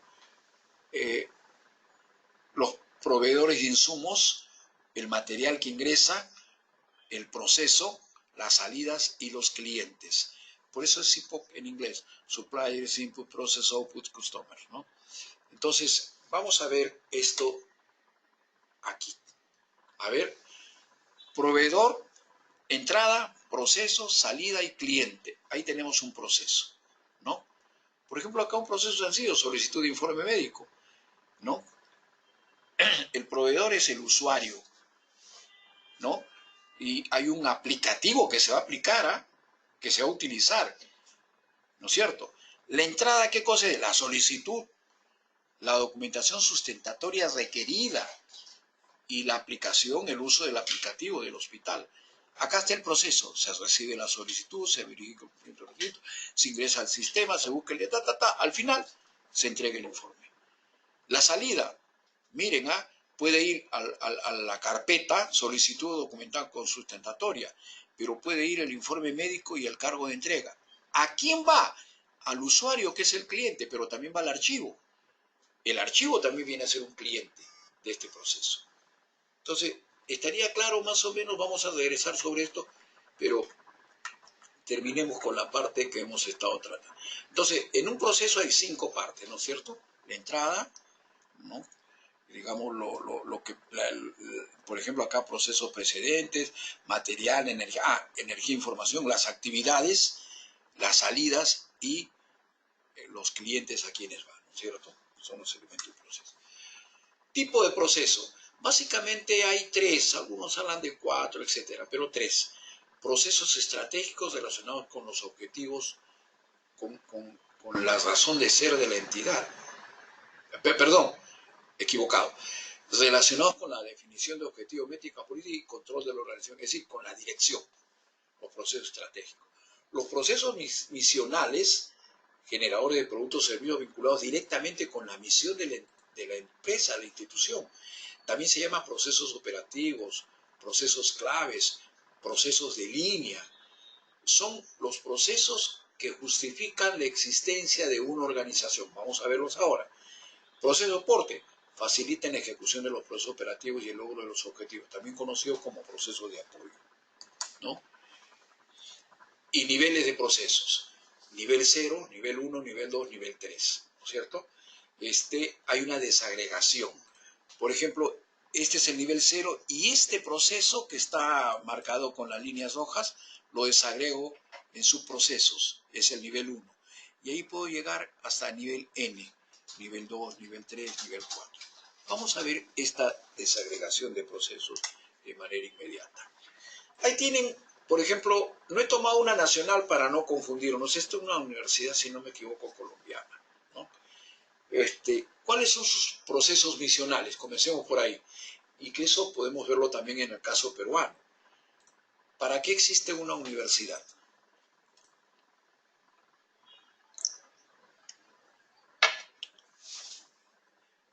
La universidad existe para formar, investigar y hacer proyección. Esa es la razón de su existencia. La formación puede ser de pregrado y posgrado, ¿cierto? Se forma pregrado en las carreras y se forma posgrado en la maestría, doctorado y especialidades. ¿Estamos?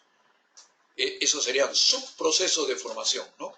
La formación tendría el subproceso de pregrado y posgrado. Investigación, que universidad que no investiga no debería llamarse universidad. La investigación tiene dos vertientes también, dos subprocesos. Investigación pura y aplicada. ¿De acuerdo? Ya. Y proyección social, con la ley universitaria actual, acá está clarísimo. La proyección social tiene dos subprocesos también. Un proceso que llamaríamos educación continua, que es cursos para la comunidad y para todo el que quiere estudiar, pero también lo que ahora llamamos responsabilidad social. Entonces, los subprocesos de proyección social serían educación continua y responsabilidad social. ¿Estamos? Ya. Y en cuanto a los procesos estratégicos, ahí tiene planeamiento estratégico, gestión de la calidad, podría ponerse y otras cosas más como comunicación corporativa, etcétera, ¿no? Y aquí tenemos los procesos de apoyo, ¿no? Como son, a ver, gestión documentaria, gestión de recursos humanos, ¿no? La parte jurídica, la parte, etcétera. Y también el control y evaluación como un cuarto elemento. ¿Ok? Por ejemplo, para desarrollar un ejemplo, yo les estoy planteando aquí un proceso concreto. ¿Sí? Un proceso concreto. A ver. Por ejemplo, el macroproceso gestión logística. Gestión logística lo podríamos dividir en tres grandes campos. Gestión del abastecimiento, gestión de las contrataciones y gestión de bienes estatales. Son subprocesos. Esto podríamos decir que es el nivel 1. O creo, ¿ok? Vamos a trabajar gestión de las contrataciones, nada más. El 1 y el 3 no, porque como es un ejemplo vamos a trabajarlo. El nivel 2, gestión de contrataciones, tiene 3 subprocesos menores. Ya estaríamos hablando del nivel 2, ¿no? ¿Sí? El nivel 2. Por ejemplo, programación y actos preparatorios. ¿De qué se trata ahí? De ver todo antes de la selección. Ahí está, por ejemplo, el pedido de las áreas usuarias, la verificación que hay, la dotación presupuestal respectiva, hay que hacer el plan anual de contrataciones, ahí hay que ver también lo que es el estudio de mercado, ¿no? Armar el expediente técnico. Si yo voy a comprar una camioneta, tengo que tener el expediente técnico. ¿Qué pide el área usuaria? ¿Camioneta con asiento de cuero o asientos simples? ¿4x4 o 4x2? ¿No es cierto? Y luego el estudio de mercado para ver cuánto va a costar la camioneta y el expediente técnico. Una vez que está eso, pasa a la selección. La selección es aprobar las bases, la convocatoria, ¿no? Se presentan los postores, se selecciona. ¿Cómo concluye la selección? Cuando me entrega un ganador, el seleccionado. Y luego viene la ejecución contractual. Ya pues ya, esta es la camioneta, este es el postor que ha ganado. Ahí hay que recibir la camioneta, verificar. ¿Qué cosa? Que la camioneta que estamos recibiendo cumple con el expediente técnico, las condiciones que estaban ahí, ¿no es cierto? Si es satisfactorio, entonces lo incorporamos al patrimonio. Ahí tendrá que entrar pues el área de contabilidad. Entonces, y tenemos que pagar. Ahí entra el área de tesorería, hay que pagar. Entonces, está claro el proceso de gestión de contrataciones, lo previo a la selección y lo posterior a la selección. ¿Está claro? Los subprocesos, por favor. Bien. Ya les expliqué el CIPOC, que es una manera de graficar, analizar y trabajar procesos, básicamente. Es una manera muy, pero muy útil. ¿De acuerdo? Entonces ahí tenemos a ver las entradas, ¿no? Los insumos, el proceso. La parte más importante es el proceso, que ustedes ven que acá está detallada, ¿no? Y luego las salidas y la atención de los clientes correspondientes. ¿Ok? Ahí tienen un casito en el cual está el proveedor, la entrada, el proceso, la salida de los clientes, que ya lo hemos dicho. Y en términos de lo que pide la presidencia, el Consejo de Ministros para manejar procesos, es llenar una ficha técnica. Aquí tienen la ficha técnica, el nombre del proceso, el tipo del proceso, el dueño del proceso, quién es el mayor responsable, el objetivo, indicadores para ir monitoreando el proceso, productos, ¿no? elementos de entrada, controles, recursos, etc. Esta ficha es lo que pide la PCM que se debe manejar en proceso, ¿no es cierto? Una ficha técnica de proceso.